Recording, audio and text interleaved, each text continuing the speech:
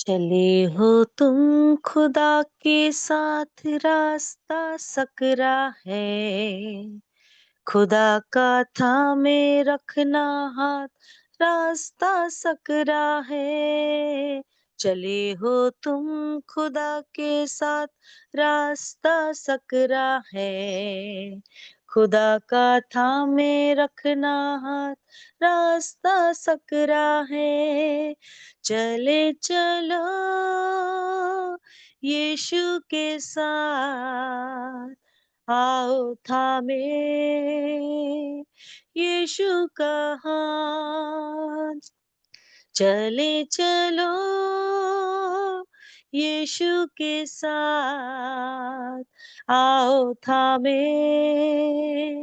यीशु का हाथ। बहुत तेरे आएंगे, कहेंगे हम तुम्हारे हैं। खुदा की बात तुम सुनना, रास्ता सकरा है। बहुत तेरे आएंगे, कहेंगे हम तुम्हारे हैं। खुदा की बात तुम सुनना, रास्ता सकरा है। चलो चले यीशु के साथ, आओ थामे यीशु का हाथ। चलो चले यीशु के साथ, आओ थामे यीशु का हाथ। खुदा का रूह बताएगा, खुदा का रूह सिखाएगा। खुदा की रूह की तुम सुनना, रास्ता सकरा है। खुदा का रूह सिखाएगा, खुदा का रूह बताएगा। खुदा की रूह की तुम सुनना, रास्ता सकरा है। चलो चले यीशु के साथ, आओ थामे यीशु का हाथ। चलो चले यीशु के साथ, आओ थामे यीशु का हाथ। Hallelujah, hallelujah, hallelujah, hallelujah, hallelujah, hallelujah, hallelujah, hallelujah. Shalom, shalom और शालोम। प्रभु यीशु की शांति जो कि हमें शांति देने वाला बना देती है, उसमें हम आगे बढ़ते जाएं। और इसको श्रेष्ठ गीत में शुलेमिन कहा गया है। शुलेमिन शांति देने वाली। और जब हम प्रभु यीशु मसीह की शालोम में रहते हैं, उसकी शांति में रहते हैं, तो उसके साथ जब हमारी शांति बनी रहती है, तब हम दूसरों को शांति देने वाले हो जाते हैं। प्रभु का धन्यवाद हो।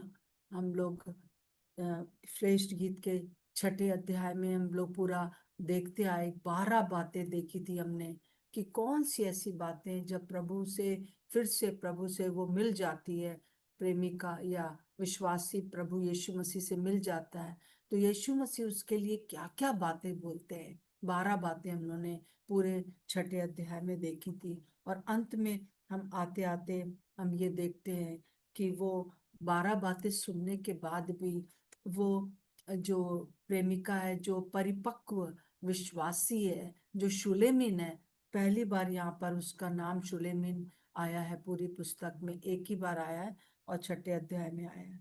और वो 11वें अध्याय में कहती है कि मैं अखरोट की बारी में उतर गई कि तराई के फूल देखूं, और देखूं कि दाखलता में कलियां लगी हैं और अनारों के फूल खिले हैं कि नहीं।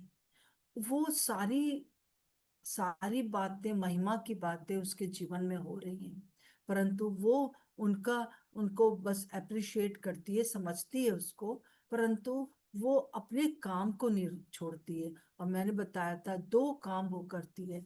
एक तो अखरोट को तोड़कर उसके अंदर का जो गूदा होता है वो अब दिमाग को दिखाता है। तो वो क्या करती है कि वो और ज्यादा परमेश्वर के वचन को सुनती है, पढ़ती है, और प्रकाशन आता है उसको, वो परिश्रम करती है। और क्योंकि अखरोट को तोड़ना एक परिश्रम का काम होता है, तो वो क्या करती है, वो ऐसा नहीं है कि बस बैठ जाए, परंतु वो और ज्यादा वचन का अध्ययन करती है और दूसरों को भी कराती है। और क्योंकि उसके अंदर चिंता है।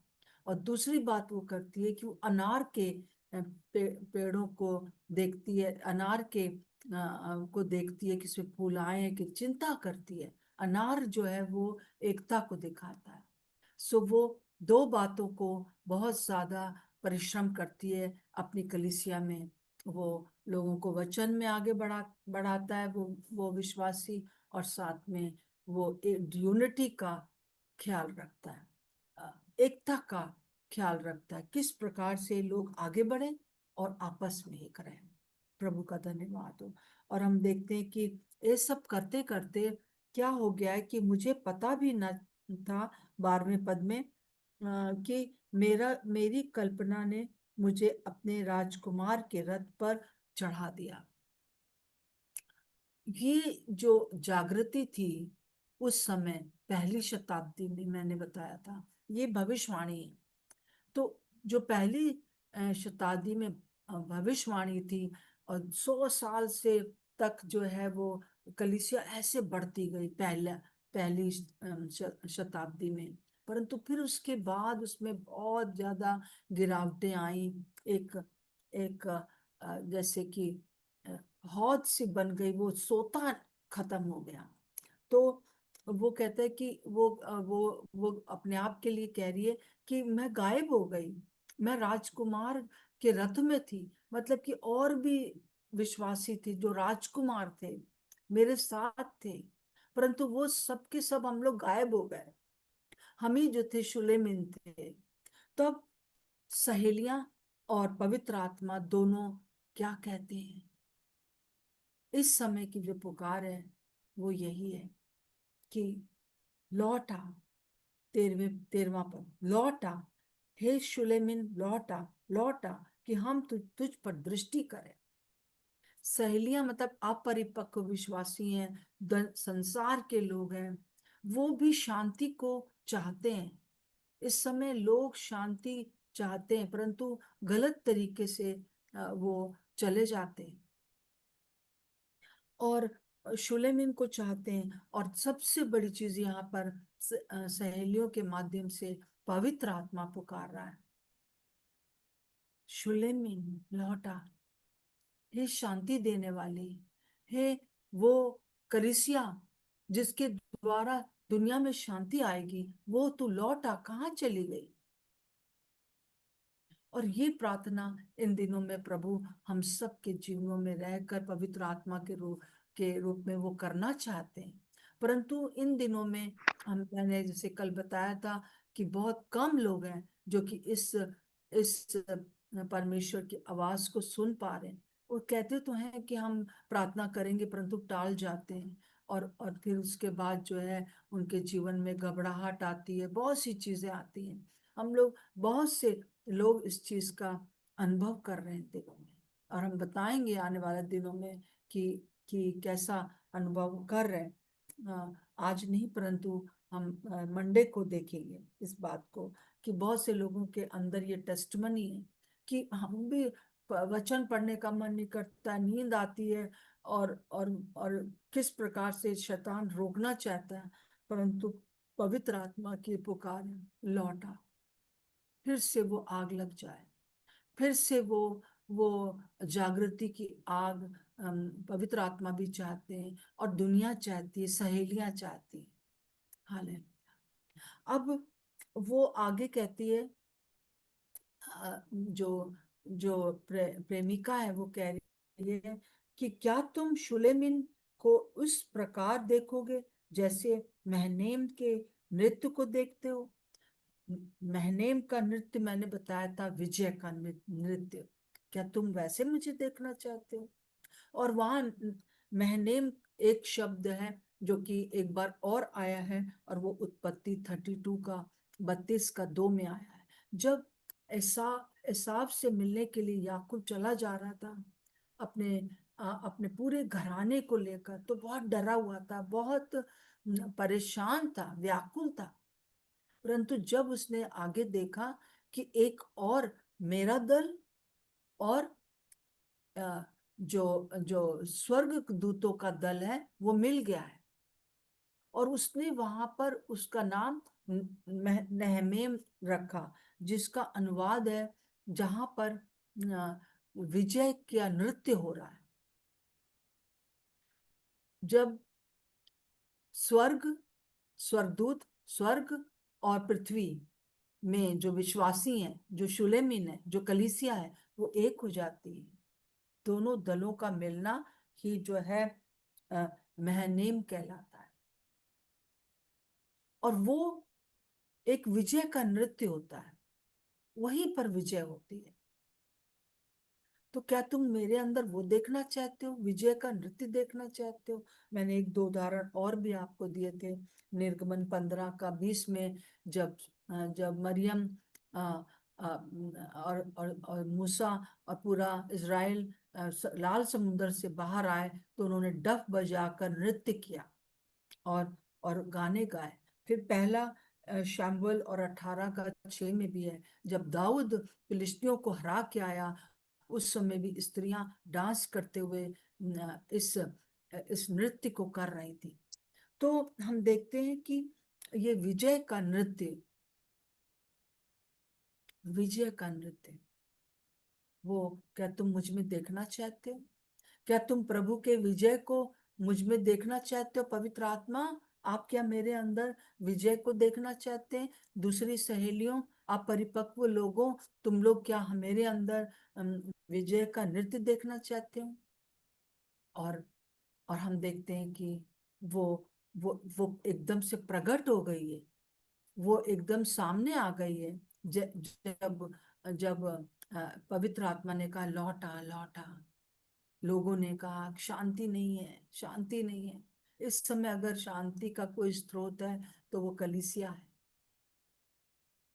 चारों तरफ एक बड़ी भयंकर बातें हो रही हैं, परंतु प्रभु हमसे चाहता है कि हम उस विजय को दिखा सके जो यीशु मसीह में है। तो आगे 7वें अध्याय में जो है पूरा उसका वर्णन है कि कैसे प्रभु यीशु मसीह और दुनिया, पवित्र आत्मा एक कलीसिया के अंदर, एक विश्वासी के अंदर कैसे विजय को देख सके, कैसे उस नृत्य को कर सके। तो हम देखते हैं 7वें पद में, देखिए यहाँ पे लिखा है, हे कुलीन की पुत्री, तेरे पांव जूतियों में क्या ही सुंदर है। तेरी जांघों की गोलाई ऐसे गहनों के समान है जिसकी किसी निपुण कारीगर ने रचना की हो। यहाँ पर हम देखते हैं, हे कुलीन की पुत्री, प्रभु यीशु मसीह की जो विजय है सारी दुनिया में तब दिखती है जब एक व्यक्ति प्रभु यीशु को ग्रहण कर लेता है, और ग्रहण करने के बाद पिता परमेश्वर की संतान बन जाता है। तो वो उसका जो अपना परिवार है, अब मेरा जो अपने परिवार में, चाहे डेविड है चाहे खुराना थी पहले, वो अब नहीं चलता है। स्वर्गीय स्वर्गीय घराने के हो जाते हैं, उस परिवार में हो जाते हैं, परमेश्वर के परिवार में हो जाते हैं। और उस रॉयल लाइन, कुलीन मतलब प्रतिष्ठित, रॉयल लाइन में आ जाते हैं। इससे बड़ा रॉयल पन होना, इससे बड़ा प्रतिष्ठित परिवार कोई नहीं है कि जब हम प्रभु को ग्रहण कर लें तो हम उस परिवार में हो जाते हैं जो स्वर्गीय है। तो वो जब हम प्रभु को ग्रहण करते हैं तब जो क्या होता है कि ये प्रभु की विजय दुनिया में दिखती है। आप जितने भी यहाँ पर अभी हैं, आप सब के सब कुलीन है ना। एक कुलीन की पुत्री है, पुत्र है। जैसा कि हम देखते हैं यूहन्ना उसका 1:12 और 13 में क्या देखते हैं, परंतु जितनों ने, कई लोगों ने ग्रहण नहीं किया प्रभु को, जैसे यूहन्ना 1 में कहा गया है, प्रभु आया परंतु उसको ग्रहण नहीं किया। परंतु जितनों ने यीशु को ग्रहण किया, उसने उन्हें परमेश्वर की संतान होने का अधिकार दे दिया है। आप अधिकारी हैं, परमेश्वर की संतान होने का, उस कुलीन, उस प्रतिष्ठित परिवार में हो गए, और आपके द्वारा प्रभु की विजय जो है आपके जीवन में आरंभ हो गई है।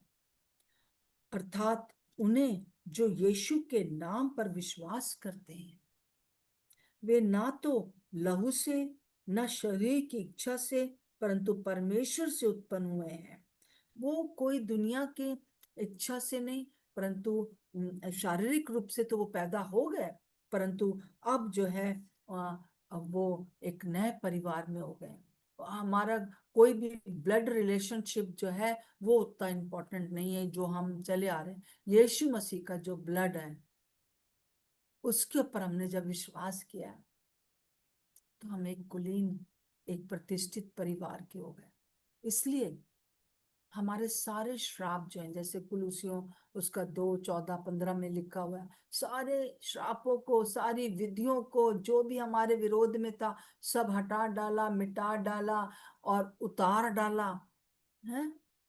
किसने? यीशु मसीह के लहू ने। किसने? यीशु मसीह की मृत्यु ने। हालेलुया। अब दुष्ट के जो जो बातें वो हमारे ऊपर हावी नहीं होती।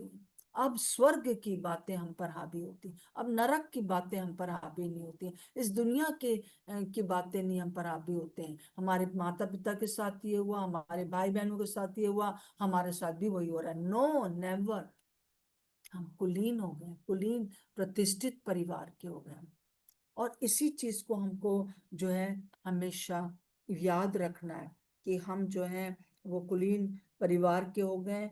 हमसे प्रभु की विजय दिखाई देती है। आप चाहे इसको माने या ना माने, परंतु आपके जीवन जो है वो प्रभु की महिमा को दिखाता है, प्रभु की विजय को दिखाता है। इसीलिए शूलेमी उससे कहती है, क्या तुम मेरे अंदर जो है वो महनेम का के नृत्य को देखना चाहते हो? हाँ, और दुनिया देख रही है, सहेलियां देख रही है, पवित्र आत्मा भी अब देख रहे हैं, और उसका वर्णन जो है पवित्र आत्मा इस प्रकार से कर रहे हैं कि ये प्रेमी के रूप में इस पुस्तक में अप्रिशिएट कर रहे हैं। तू कुलीन है, तू एक अच्छे परिवार की हो गया, तू एक अच्छे परिवार का हो गया है। तुम पर अब कोई भी श्राप नहीं, तुम पर अब कोई भी दुष्ट की शक्ति काम नहीं कर सकती है। और फिर आगे लिखा है 7:1 में ही है, तेरे पांव जूतियों में क्या ही सुंदर है। कैसे प्रभु की की विजय लोगों के सामने प्रकट होती है, जब ये जो कुलीन स्त्री है, जो ये कलीसिया है, जो ये विश्वासी जन है, वो दूसरों को मेल मिलाप और सुसमाचार के जूते पहन लेता है। ये जूतों में, तेरे तेरे पांव जूतियों में क्या ही सुंदर है ना। जैसे कि हम इफिसियों उसका 6:15 में पढ़ते हैं, और पांव में मेल मिलाप के सुसमाचार की तैयारी के जूते पहनकर, ये एक हथियार है जो कि हमको पहने रहना है। और वो हथियार क्या है कि हम मेल मिलाप कराते हैं, परमेश्वर से लोगों का सुसमाचार सुनाते। ये इसके द्वारा जो है वो परमेश्वर की विजय विजय होती है।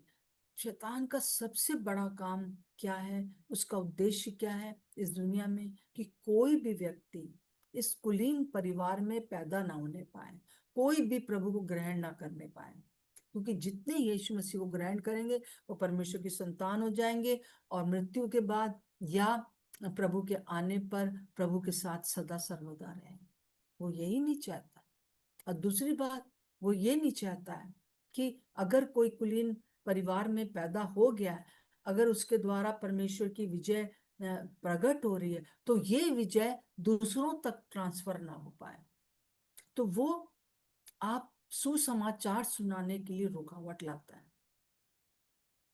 परंतु यहाँ पर जो है ये जो यीशु मसीह है, जो प्रेमी है, वो अप्रिशिएट कर रहा है कि तुम जो हो, तुम्हारे जो पैर हैं बहुत सुंदर लग रहे हैं, सुसमाचार के तेरे पाँव में जूतियां क्या ही सुंदर हैं।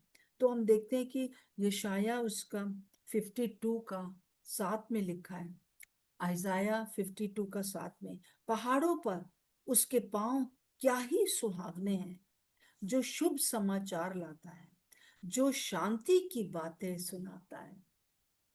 यीशु मसीह की शालोम की बातें सुनाता है और कल्याण का शुभ समाचार और उद्धार का संदेश सुनाता है, देता है। देखिए, शांति की बातें, कल्याण का शुभ समाचार और उद्धार का संदेश देता है। क्या ही धन्य है।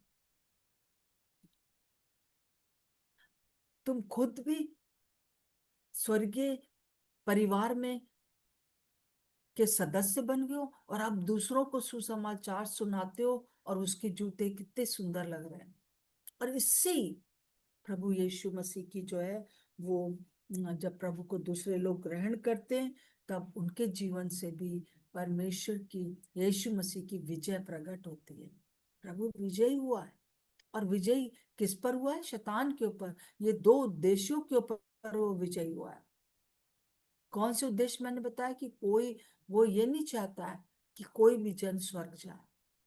तो आपके जीवन में जब काम हो गया, आप दूसरों के जीवन में जब बता रहे हो, तो उसका काम फेल हो गया, और उसकी हार हो गई है। मेरे जीवन में जब मैंने प्रभु को जान लिया, मैंने अपने होठों के द्वारा दूसरों को प्रभु के बारे में बताया, और उन्होंने भी जान लिया, तो स्वर्ग तालियां बजाता है। उड़ाऊ पुत्र की कहानी में जैसे लिखा हुआ है कि जब वो सिक्का मिल गया उस औरत को, तो उसने बड़ा जश्न मनाया।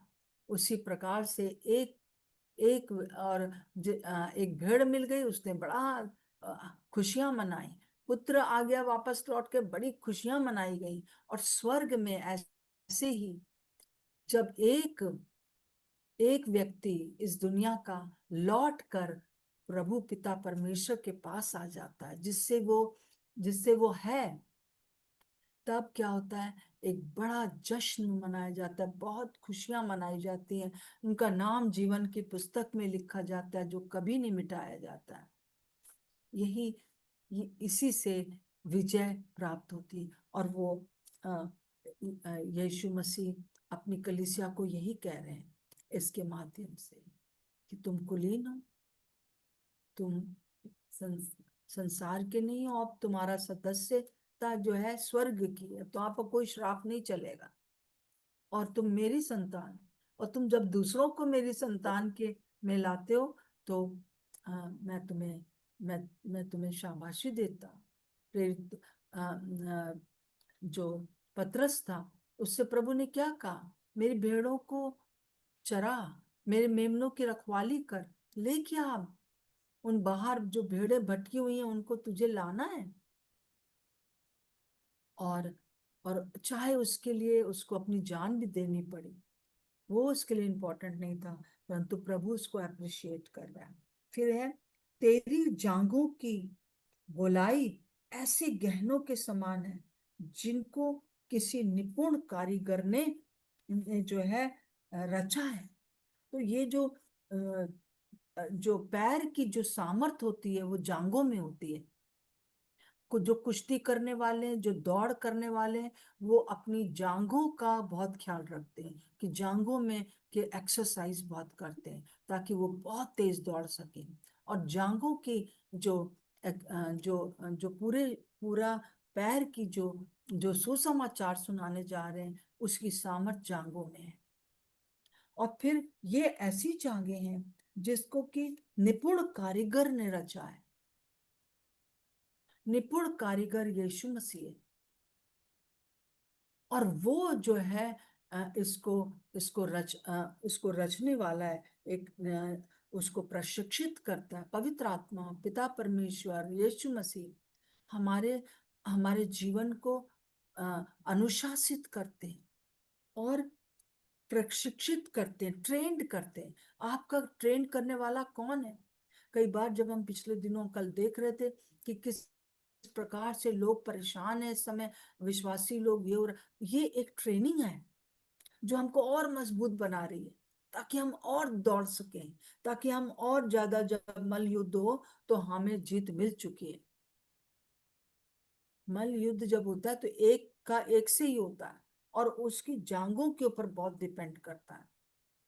तो इसलिए वो बहुत सुंदर तरीके से कह रहा है, पर इसको कई लोग गंदी बात समझते हैं कि तेरी जांघों की गोलाई ऐसे गहनों के समान है जिनको किसी निपुण कारीगर ने रचा है। गहने, इस सुसमाचार को सुनाने वाले जो पैर हैं, उसकी जो जांघें हैं, उसमें उसकी उसकी शक्ति है, और उसको रचने वाला जो है, उसको अनुशासित करने वाला, उसको प्रशिक्षित करने वाला, कठिन है ये, कठिन है।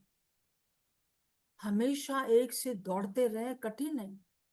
परंतु प्रभु यीशु मसीह हैं, पवित्र आत्मा है जो हमको प्रशिक्षित कर रहे हैं अपने वचन के द्वारा, ऐसी चीजों में ले जाते हैं। जैसे अभी मैंने आपके सामने रखा पतरस का।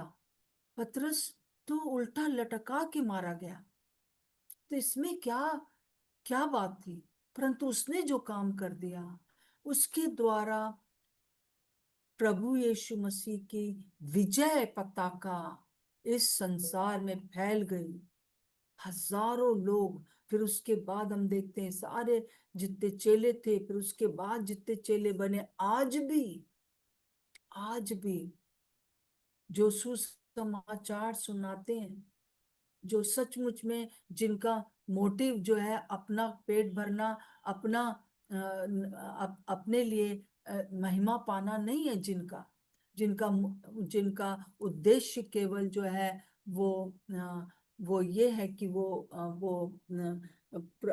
जो है वो प्रभु के लिए काम करें, लोगों को प्रभु के पास लाएं।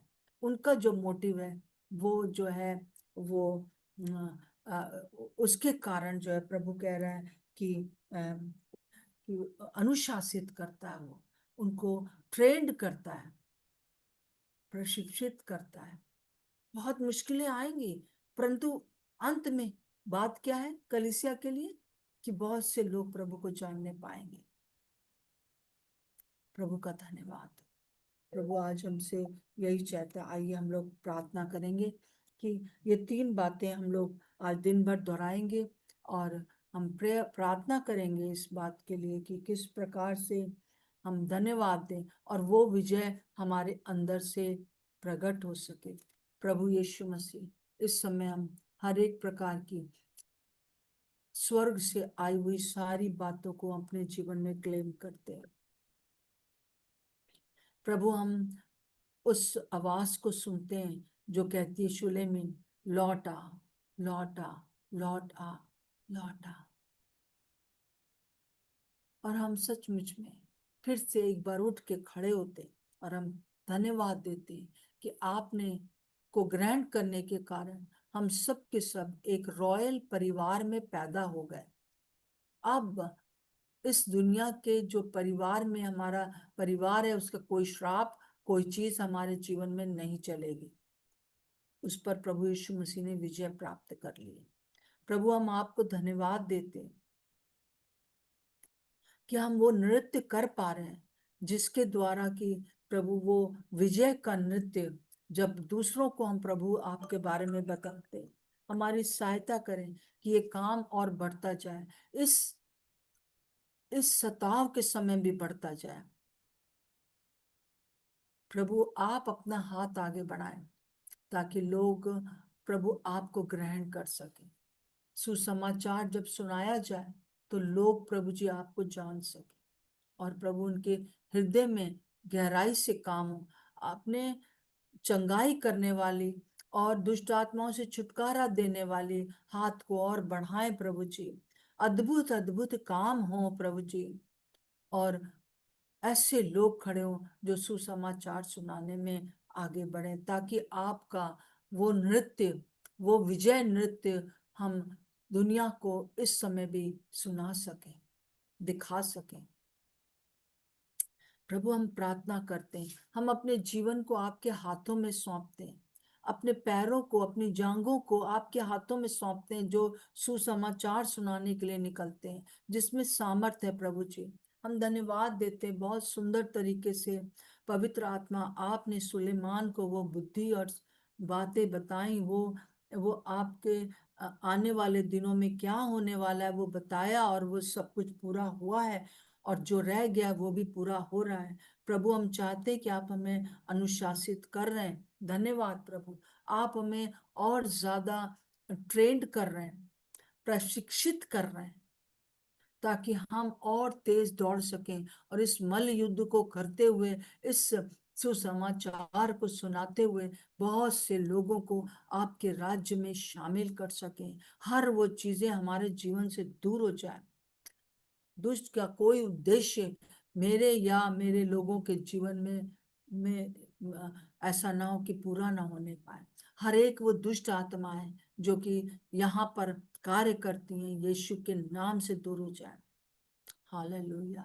ताकि हम उस विजय को जो क्रूस की के द्वारा हमें मिली है, जो मृत्युंजय की सामर्थ के द्वारा हमें मिली है, जो पवित्र आत्मा की छाप के द्वारा हमें विजय मिली है, जो हमें प्रभु यीशु मसीह ने सारा अधिकार उनके हाथ में था, उन्होंने हमें दे दिया है। और न केवल अधिकार दिए पर सामर्थ दिए, पांचों बातों को हम अपने जीवन में क्लेम करते हैं और प्रार्थना करते हैं प्रभु जी कि हमारे अकल बुद्धि समझ खुल जाए। हर एक प्रकार से जो लोग भी प्रभु इस समय दिमागी रूप से परेशान हो रहे हैं, नींद नहीं आ रही है, या बाइबल पढ़ने का मन नहीं कर रहा है, और दिमाग में एक नेगेटिव विचार आ रहे हैं, या ये आ रहा है कि तुम फेल हो गए, कुछ नहीं कर सकते हो, यीशु के नाम से इसी समय वो सारी चीजों को हम गेट आउट कहते हैं, क्योंकि हम शांति देने वाले, हम शालोम हैं। दुनिया के लिए हम शालोम है प्रभु यीशु मसीह का, और हम इसी को प्रकट करने के लिए बनाए गए। प्रभु मैं इस समय प्रार्थना करती हूँ, कोई भी प्रकार से इन अंतिम दिनों में, जबकि बहुत सी बातें शैतान झूठ बोलकर धोखा दे रहा है, बेकार की झूठी शिक्षाएं डाल रहा है, यीशु के नाम से स्टॉप हो सके। प्रभु आज मेरी प्रार्थना है कि हम दोनों पंखों से उड़कर प्रभु उकाब बन सके। प्रभु हम प्रार्थना करने वाले भी हों, परंतु साथ साथ में हम वचन को अ, भी पढ़ने वाले हों, अखरोट के बगीचे में प्रभु जी इस परिश्रम को कर सके, वचन का प्रकाशन पा सके। प्रभु हमारी सहायता करें, यीशु मसीह के नाम से मांगते हैं, आमीन और आमीन। प्रभु का धन्यवाद हो इस बात के लिए, और मैं विश्वास करती हूँ कि आप सबको ये बातें समझ में आ रही हैं। अब मैं एक विशेष सूचना देना चाहती हूँ कि आज फ्राइडे है, कल सैटरडे होगा, हम लोग सुबह नहीं मिलेंगे, पर कल दोपहर में फिर मिलेंगे। मैं विश्वास करती हूँ कि आप अवश्य दोपहर की मीटिंग को भी अटेंड करेंगे। अम, और फिर उसके बाद ट्यूसडे को होता है, संडे को हम लोग नहीं मिलते हैं, क्योंकि संडे को सब अपने अपने कलीसियाओं में जाते हैं, जिस काम के लिए प्रभु ने हम लोग को रखा है कि हम लोग सबको आगे बढ़ाकर हम फिर कलीसियाओं में कि मैं दृढ़ एक बन सके। प्रभु का धन्यवाद हर एक बात के लिए, सबको धन्यवाद आप लोग के आने के लिए। आरती